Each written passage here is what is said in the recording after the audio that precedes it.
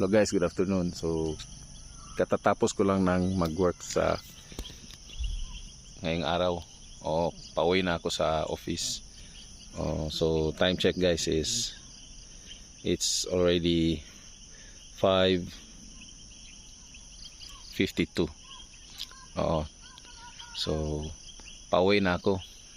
So yan guys, sobrang lamig. Yan. So masarap mag-campfire dito guys tuwing gabi. Kasi sobrang lamig na ngayon kasi La Nina na. So dati is El Nino, mainit.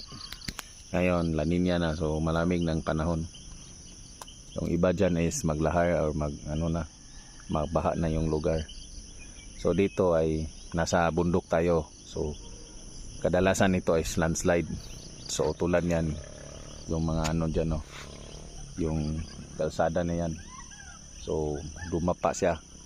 So dati na yan guys, matagal na yan, pero mas lalo pang siyang dumapa ngayon dahil pag maulan guys, lumambot yung lupa at dadaan yung mga malaking traffic. So talagang dadapa yung kalsada.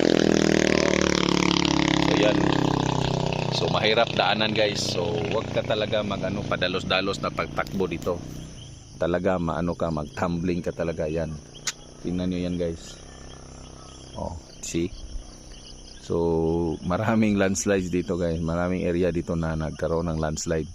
So kaya ingat-ingat lang lalo na pag gabi. So wag ka talaga mawalan ng ilaw. Lalo na pag first time mo pa dito, hindi mo pa kabisado yung area o yung daanan. So kailangan mo talaga ng ilaw. So for your own safety lang guys. So yun lang guys. So mamaya guys, pag uwi ko sa office guys, so i-upload ko tong video for today. Good luck.